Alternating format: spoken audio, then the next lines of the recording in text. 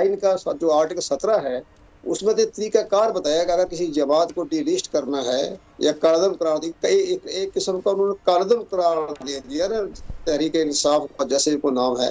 तो लेकिन आज का तो आर्टिकल 17 ने बाकायदा एक प्रोसीजर बताया है, उसमें बताया कि वजारत दाखिला जो है वो उसको पार्टी को कालदम करार देगी और फिर 15 दिन के अंदर अंदर सुप्रीम कोर्ट ऑफ पाकिस्तान फैसला करेगी।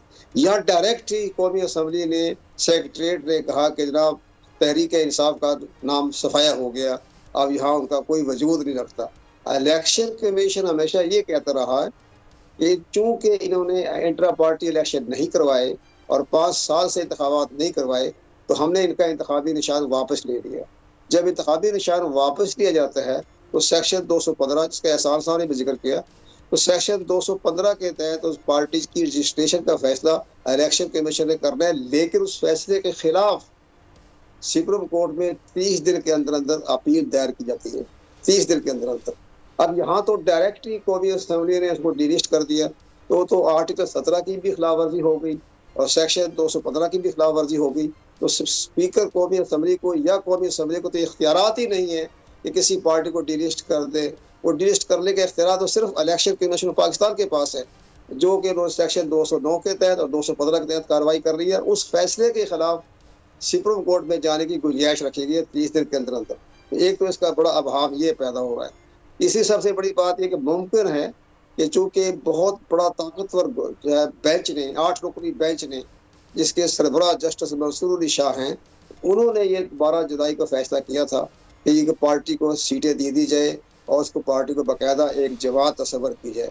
लेकिन बहरहाल अब सारा मामला स्पीकर के खत के बाद इलेक्शन कमीशन ने तो सहारा ले लिया कि स्पीकर ने हमें तवज्जो दिलवाई है और साथ ही उन्होंने इलेक्शन एक्ट तरमीमी जो है उसका भी हवाला दे दिया। इलेक्शन कमीशन के खिलाफ तो कोई कार्रवाई नहीं हो सकती।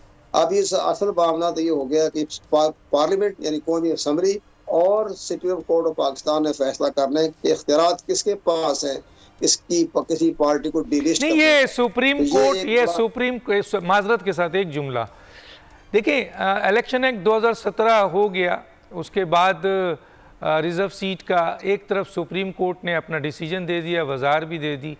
अब सवाल यह है कि इलेक्शन कमीशन तो एक इंडिपेंडेंट बॉडी है और ख़त भी लिख दिया इलेक्शन चीफ आपके स्पीकर ने, तो क्या अब जाहिर है नोटिफाई करना है, इलेक्शन कमीशन ने करना है, तो अब सुप्रीम कोर्ट का क्या रोल है? अब तो सारा रोल इलेक्शन कमीशन का है और वो एक आज़ाद इदारा है और उसका इख्तियार है कि एक तरफ पार्लियामेंट का कानून है जो 2017 से अब इम्प्लीमेंट हो चुका है, मतलब होना नहीं है, हो चुका है, और दूसरा एक आपके ऑर्डर है सुप्रीम कोर्ट का जो कि अनकॉन्स्टिट्यूशनल अनलॉफुल है। बहरहाल वो ऑर्डर है और उसकी वजाहत इलेक्शन कमीशन ने मांगी भी है और वजाहत भी आ गई है और कोई डिटेल फैसला भी नहीं है और क्लियर भी नहीं है जैसे एहसान साहब ने बताया। तो अब इलेक्शन कमीशन ने तो फैसला करना है ना कि रिजर्व सीट के पर नोटिफाई कर दे स्पीकर के खत पे या अदालती फैसले पे।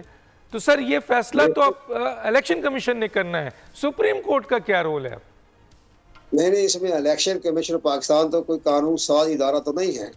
उन्होंने तो सारी चीज देखने के बाद अब चूंकि दो खत आ गए, स्पीकर पंजाब असम्बली और नेशनल असम्बली।